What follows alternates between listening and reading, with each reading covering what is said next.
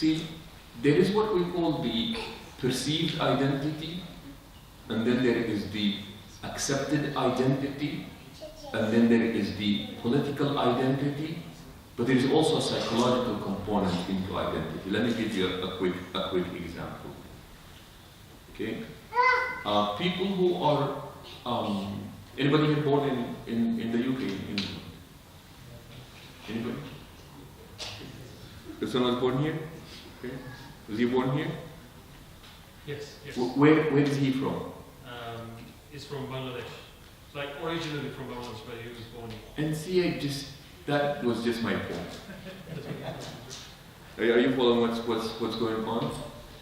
But see, you don't. For some people, say, "Where are you from?" We say, "Manchester." They would say that.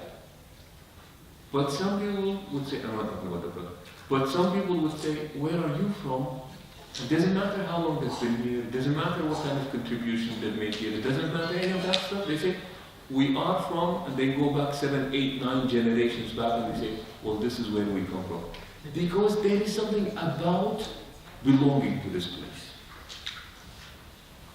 I would ask another question. Say, how many of you politically are identified as British?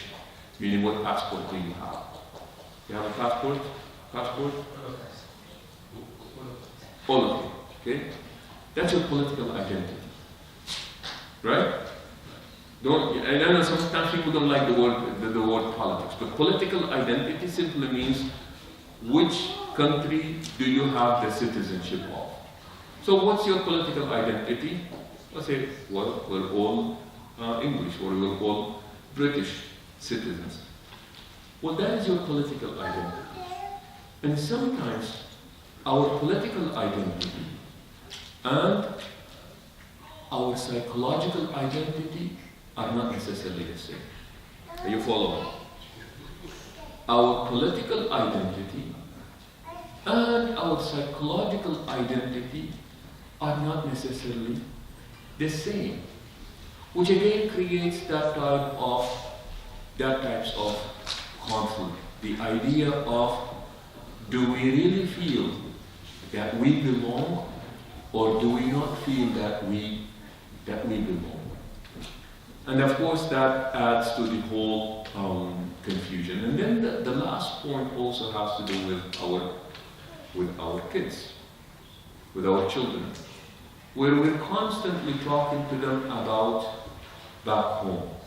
You know, back home we did this. Back home we did that. And interestingly speaking, by the way, and maybe my older brothers and sisters can relate to this, they say that usually immigrants and refugees, we go through 5 stages. The first stage, that's when you initially come here, or anywhere in the West, they refer to it as the stage of excitement. People are very funny initially in the first month, and they celebrate every little thing. Oh, I got my landing, I got my number, I got my this, I got my driver's license, so they celebrate every little thing like that. And then the second stage is followed by a lot of depression, because now all of a sudden they start getting homesick, and they start getting the difficulty in the language, and the difficulty in getting around, and the difficulty in making friends, and then they say that the third stage, we try to create a back home-like environment. You create a back home-like environment where people start making their restaurants, playing their music, and even sometimes you come to the masjid. The masjid is designed in such a way that does not necessarily reflect the local culture, but reflects the culture of the back home. So now we've got the stage of excitement, we get the stage of cultural shock, and then we get the stage of the creating the back home-like environment.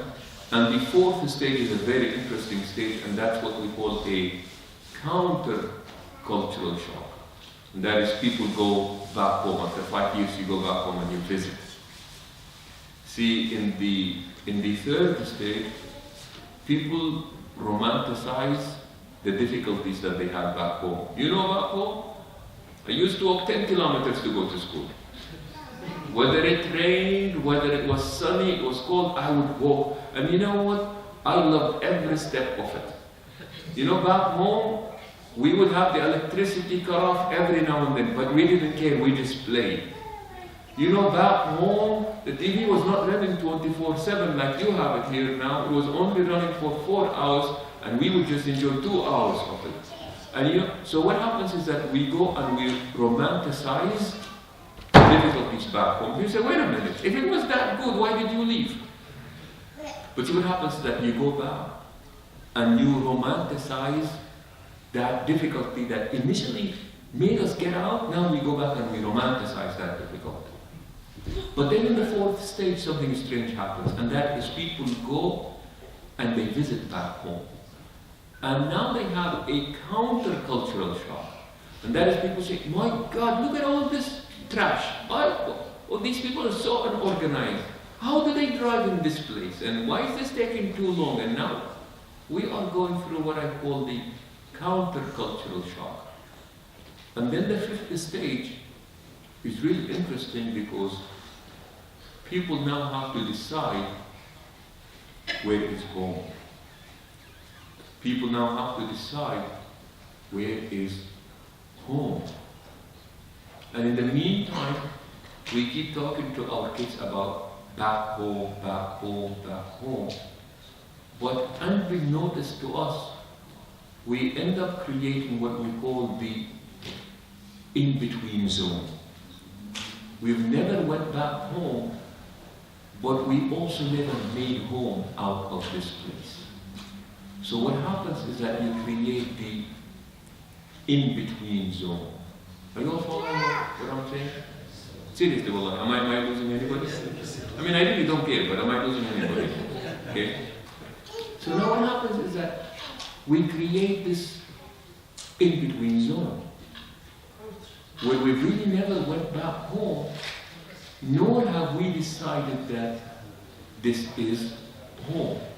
So locally, we act and we behave and we carry ourselves as strangers, as guests, for 20 years, for 25 years, for 30 years. We behave and we carry ourselves like strangers, and then we are offended when people treat us like strangers. And we really never went back home, wherever that back home is.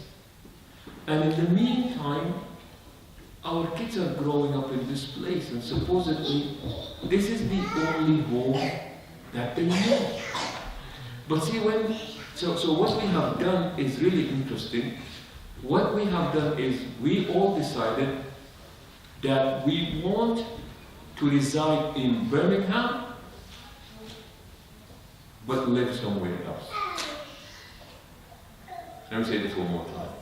So we have decided that we want to reside here, but we want to live back home. Meaning that I really like how it is here, but I'm going to do enough modifications that I continuously have that home, that back home type of an environment. That may really help, but it only helps temporarily. And I'm also afraid that in the meantime, a disconnect takes place between us and our children. Because what happens when we do this is that we create a generational gap. We create a cultural gap.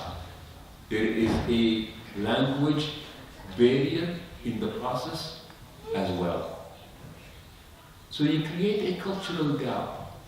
Because I never became part of this local culture because of all the difficulties. My kids have really never experienced that back home culture type. So what does that make us? And then add to it also in addition to the cultural barrier, you add to it the language barrier, and you add to it the generational barrier or the generational gap, and all of a sudden you see a disconnect. And eventually what happens is that locally we become irrelevant. The challenges of our kids, we become very disconnected from. Am I losing you people? Anybody getting offended by this, by the way?